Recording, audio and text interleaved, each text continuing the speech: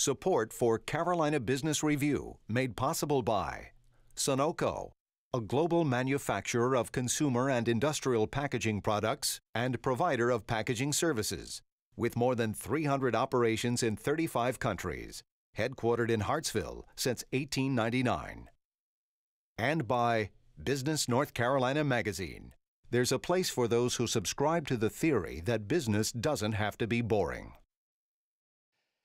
Well, there are not too many more political or emotionally polarizing points than the topic of education, delivering it, measuring it, and certainly funding it.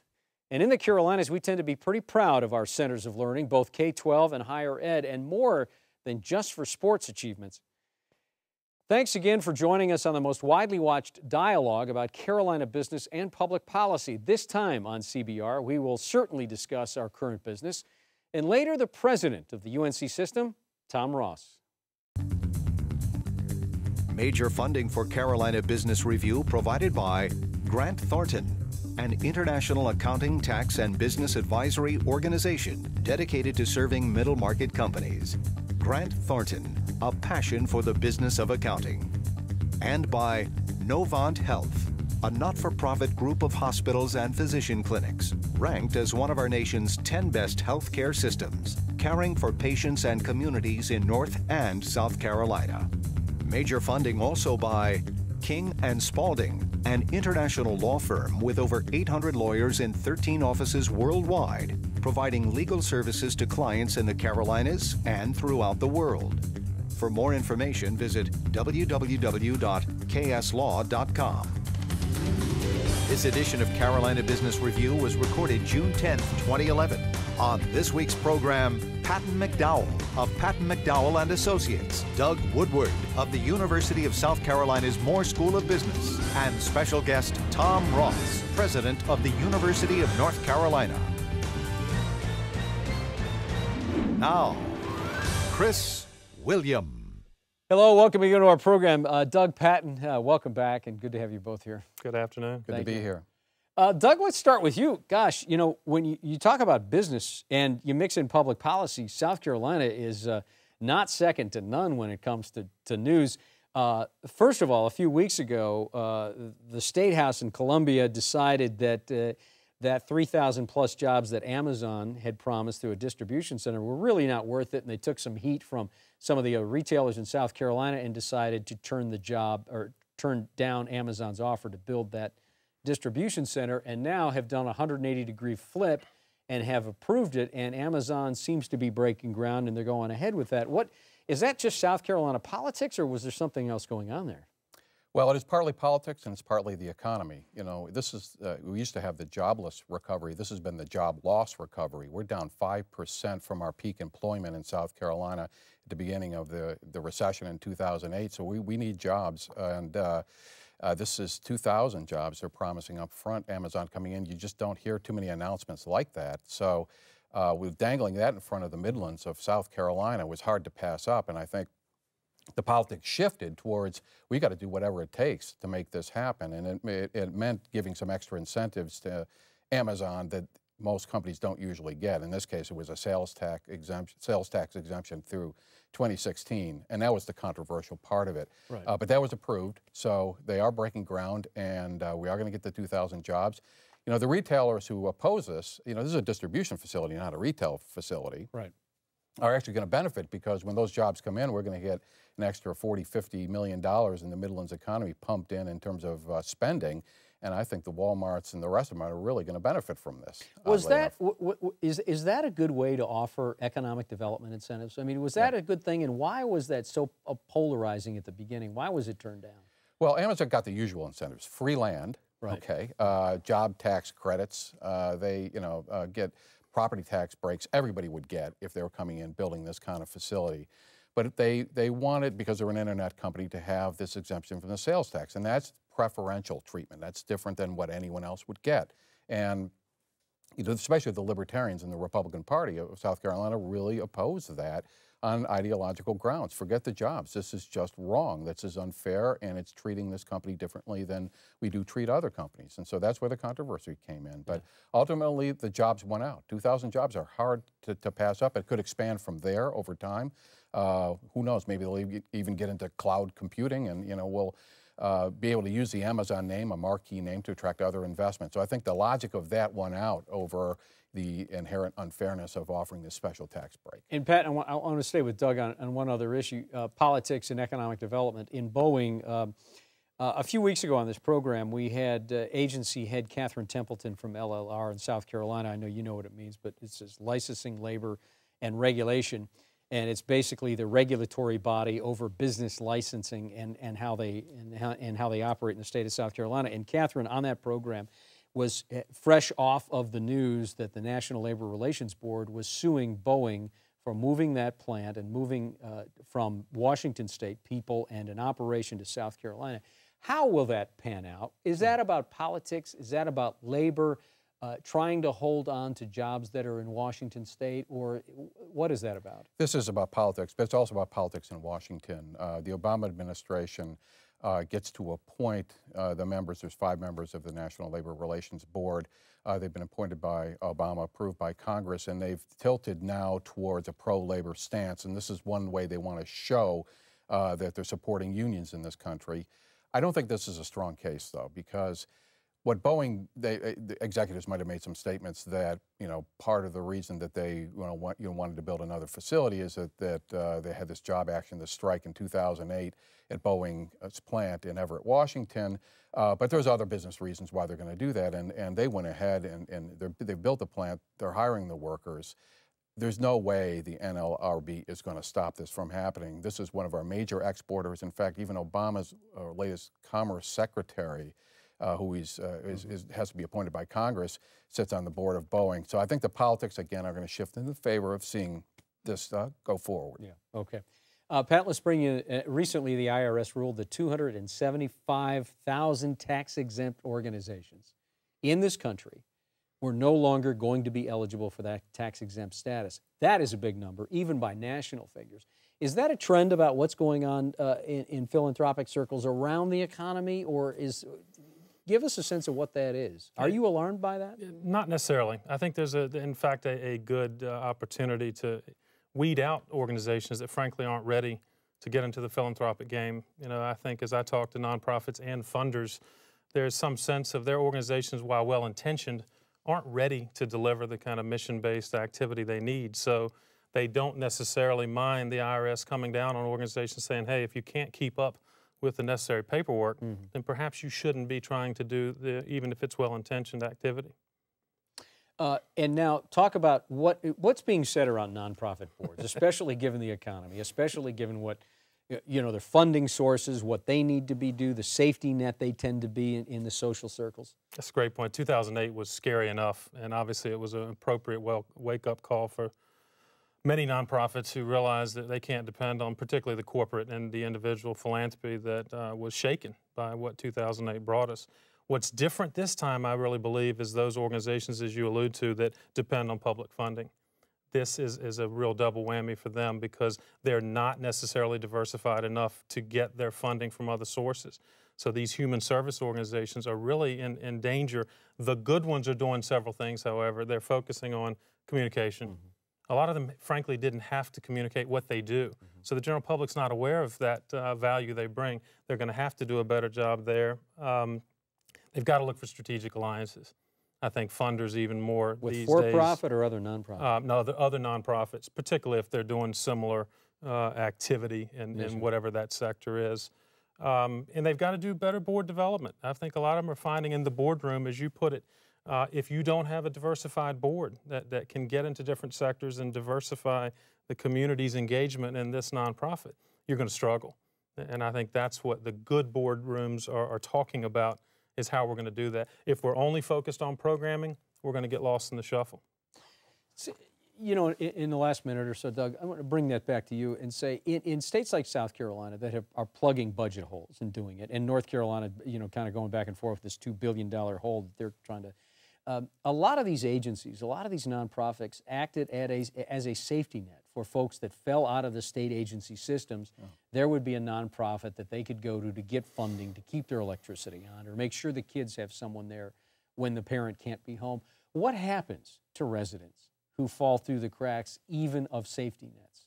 Well, I think that's what we're about to find out because, like you say, the state sector has been cut back so much, even in the areas of health, and people don't go away. I mean, they still need these services. If the nonprofits aren't there for them, I mean, we're entering a pretty scary time. So, you know, well, let's hope the economy recovers and the state budgets recover as well so that we can meet these needs.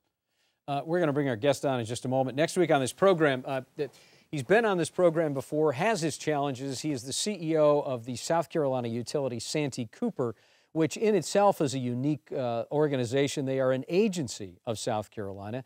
Lonnie Carter from Santee Cooper will be on this program next week. And then in 2 weeks should be a very interesting dialogue. You know, state air transportation is always important to not just the major metros, but to keep the Carolinas connected globally. On this program, we will talk about the state of air transportation with Jerry Orr from Charlotte Douglas Airport, John Brantley from RDU, and Dave Edwards from upstate South Carolina's Greenville-Spartanburg. Within the last 60 days, schools like South Carolina State have boosted tuition by 5%. USC is now proposing a 7% increase. Duke has gone up 4% this year. MUSC expects students to pay 5 to 10% more in tuition this year, and the list goes on. So enter the University of North Carolina, where the debate is much more than just smart tuition planning. The system last year, under former President Erskine Bowles, squeezed out almost $700 million in costs, and now is being asked to find another further substantial cut in its budget. Joining us now is UNC System President Tom Ross. Mr. President, welcome to the program. Thank you, Chris. I'm delighted to be with you. Tom, these numbers are almost staggering when you look at them separately and in a vacuum, but you have said recently that you want no tuition increase, and now the General Assembly in Raleigh has said, okay, Dr. Ross, and I know you don't like that, but as a form of respect, Dr. Ross, you have 15% less in your budget going forward. How do you balance that? Well, it's going to be challenging, and I think it's going to have an impact in the classroom. But, you know, North Carolina is in a little different situation than many states in that we have historically been supported quite well by the General Assembly for higher education. And I think that's been a recognition of the importance of higher education, its impact on the economy, its impact on preparing the workforce of the future. So we've had that support in the past. Not to say that we have had money we can't use. Let me be clear about that. And it is going to be difficult to absorb what is really another $400 million in cuts. And that's on top of about $620 million that's been absorbed over the last 4 years. So that's $1 billion. Any institution, any business would have trouble absorbing that kind of reduction in revenue. And that's what we'll have to face this coming year. But on the other hand, it's very important, we believe, that higher education be affordable and accessible. And so keeping tuition low is important. North Carolina, the University of North Carolina, has increased its tuition in the last 10 years by 148% on average across our campuses, and by 39% in the last 3 years. So we've had our tuition increases, and that includes a tuition increase about an average of 6.5% across our campuses that our board approved back in February. The question we face now is, do we have a supplemental tuition increase to try to fill budget holes? And we've decided, at least I've decided, and I think my Board of Governors agrees with me, that it's not the right time. Our students and our families are carrying a heavy burden, and we want to be sure that they have the opportunity to continue, the students have their opportunity to continue their education. And further tuition increase just isn't an acceptable solution right now. Traditionally, tuition has been used to supplement and add to the academic quality of institutions, not to fill budget holes. Recently, we've had to use it in that way because of the economy. As you said, President Bowles has made some tough decisions in the past, and we're going to have to make some more tough decisions. And it's not going to be easy. There will be some pain, but we understand that it's our responsibility as an institution funded by the state to share in the difficult budget times that we're all having in North Carolina. Mm-hmm. Doug? Yeah, I'm going to follow up on Chris's question. In the University of South Carolina system, we faced $100 million cuts since 2008. 46% of our state appropriations gone. We're down to 10% now, just support from the state. We're almost a private school. So my question for you is, you were president of Davidson College, an elite institution. why shouldn't, if we don't have the state support, we charge the market price, the private market price that they charge at Davidson for a quality education if we want to maintain the integrity of our schools? Well, you know, I think it's a decision institutions are going to have to face and the country's going to have to face in terms of how do we fund higher education. And there are several models. You know, you can have a low tuition model, which requires very little financial aid in order to be accessible and affordable. Or you can have a high tuition model and have sufficient financial aid to make it possible for those who are not economically able to go to that high tuition institution, access and affordability. So at Davidson, we instituted a plan there called the Davidson Trust, which met the financial need of every student who qualified for need without loans. So they were able to come to Davidson, graduate debt-free, even in a high tuition institution. But that takes an awful lot of resources for financial aid. The one place where I don't think anybody wants to go is high tuition and no financial aid, or very little financial aid, because that shuts the door to people. And if you look at the demographics of our system in North Carolina, 60% of our students are on need-based financial aid. That's a lot of the middle class of our state. And if we want to continue to be competitive economically, we have to prepare students to work in an economy that's one that requires creativity and innovation and education. And isn't that financial aid, Tom? Isn't that at risk now of an austerity cut? Well, we've seen a cut this year. We last year spent $168 million on financial aid, need-based financial aid, through our need-based program. The legislature's appropriated $127 million this year. The impact of that will mean that about 5,500 students that have received aid in the past will not receive it next year, and all of our students that receive financial aid will receive less next year. So it will impact many families and many students in their ability to continue to get their education. Many of them will have more debt when they graduate, which is difficult in an economy like this. So we hope that they will be able to join with us and make it through these tough times and continue to get their education, because if you look at unemployment numbers, if you look at earnings numbers, it's clear that education really does matter. It really does put somebody in a better position to find a job, hold a job, and be paid at a higher level. And that's what we're trying to prepare North Carolinians for. Do you see additional capacity in private fundraising for these campuses? And I know you want to maintain, I guess, the public funding and not offset that, but is there greater capacity there? Do you want to invest in that infrastructure to help them raise their own dollars? Patton, you know me well enough that the answer to that is yes. There's always room for more private fundraising at institutions of higher education. And I think historically at public institutions, that has not been a high priority. Right. People have tended to rely upon state funding, rely upon tuition as the ways to fund. In today's world, I think our institutions, all of them, are going to have to step it up in the area of private fundraising. I've told our chancellors that. It's a charge I gave to them shortly after I arrived on the scene, because I think, you know, we have a lot of very loyal alumni that have benefited greatly from our institutions, and many of them are in a position to give back and to really help the institution and want to do that. And as you know, if you don't ask, you don't receive, and I think it's our job to get out and make the case for why the university is so important and why the needs that we have that we can demonstrate deserve their support. Let me come back to something a little bit more philosophical, Mr. President. You know, it's clear that education is an investment in the future. I know that almost sounds trite, but it seems to be the case. Philosophically, though, when the economy does what it does and tax receipts go down across the board and we're all feeling pain, how do we bang out, how do we work out, are we really entitled to certain things? Should we be thinking differently about austerity? Should we also lower our expectations? And I'm not talking about lowering expectations about the quality of education, but at some point in here, as we all say, well, we're not willing to do without X, don't we all have to start doing without X on a certain level so we can start to retool and reboot? I'm sure there are areas where that's true, Chris. I think higher education is one that is so critically important to our state and our country that it's worth the public investment. Can we be more efficient? Absolutely. We already are. Can we do even more to streamline, to work better as a system, to use technology better? Absolutely. And we have to do all of those things. We have to reinvent, in many ways, what the university does in the way it does it. But on the other hand, the rest of the world continues to invest in education. The United States has had the best system of higher education in the world forever, still does today.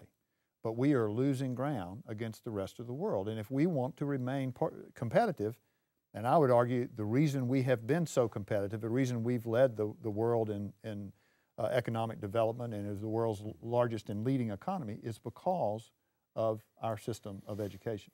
So it's an investment I think we have to continue to make, just like defense and other critical parts of government. The research that gets done at institutions of higher education is critical to people's lives. You know, increasingly businesses have shifted a lot of their research operations into partnerships with the universities.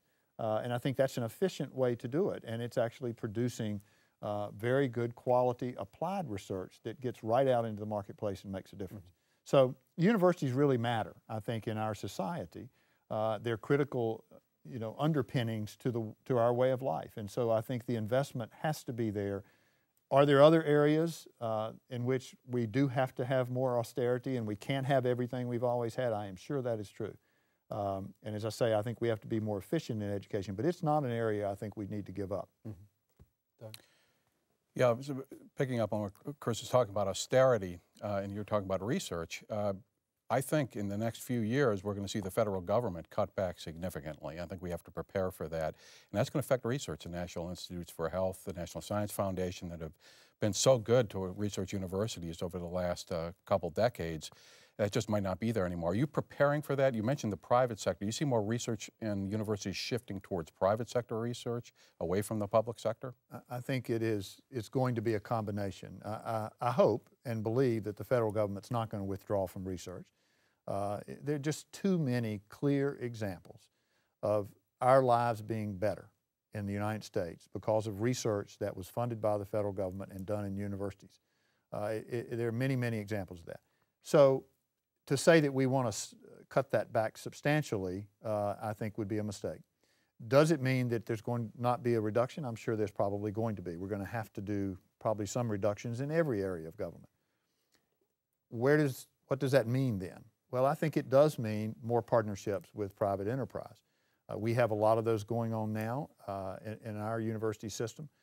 We're eager to try to find more places where we can partner. There's some going on right here in Charlotte in the area of energy. We have them going on in nano research at Chapel Hill and at A&T and at the University at Greensboro. So we have a lot of that going on already, and I think there will be a shift to more of that. But I hope there'll continue to be a good combination of both federally funded research as well as privately funded.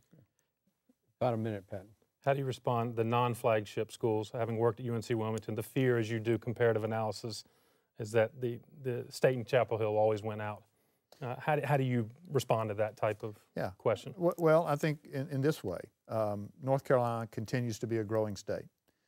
So we're going to have more citizens and residents that need educating. In addition to that, we know, at least economists tell us, that the jobs of the future, more of them, a higher percentage of them will require baccalaureate degrees. So we not only are going to have more people to educate, we need to educate more of the ones we've already got. Right. So we're going to need every classroom seat, every faculty member, every online class we can come up with in order to do the quality of education we need to have the workforce for our businesses of the future. So our campuses, all of them, all 17 of them, are going to continue to play a critical role in North Carolina. That may not be true in some states that are losing population, but in our state it's definitely going to be the case. And we've got to look for ways to be sure the funding is done fairly and that all of our institutions can excel and continue to provide high-quality education. Tom, we have about 30 seconds left. WakeMed, Bill Atkinson have made very public overtures about buying recs from the UNC system. Would you sell? You know, we haven't really received a formal offer. We don't know what any terms and conditions of an offer might be. It's our fiduciary responsibility to look at any offer. But I will tell you, excuse me, that there are a number of reasons that we wouldn't consider selling. And it has to do with the fact that our healthcare system is really quite integrated and that we depend on all of it in order to produce revenue to fund our medical school, which is really important to the future. It's not fair to ask you that, but thank you for being on the program. Until next week, good night. Thank you. Major funding for Carolina Business Review provided by Grant Thornton, an international accounting, tax, and business advisory organization dedicated to serving middle market companies. Grant Thornton, a passion for the business of accounting. And by Novant Health, a not-for-profit group of hospitals and physician clinics, ranked as one of our nation's 10 best healthcare systems, caring for patients and communities in North and South Carolina. Major funding also by King & Spalding, an international law firm with over 800 lawyers in 13 offices worldwide, providing legal services to clients in the Carolinas and throughout the world. For more information, visit www.kslaw.com. Additional funding provided by Business North Carolina Magazine. There's a place for those who subscribe to the theory that business doesn't have to be boring. And by Sunoco, a global manufacturer of consumer and industrial packaging products and provider of packaging services, with more than 300 operations in 35 countries, headquartered in Hartsville since 1899. And by viewers like you. Thank you. You may write us at Carolina Business Review, 3242 Commonwealth Avenue, Charlotte, North Carolina, 28205.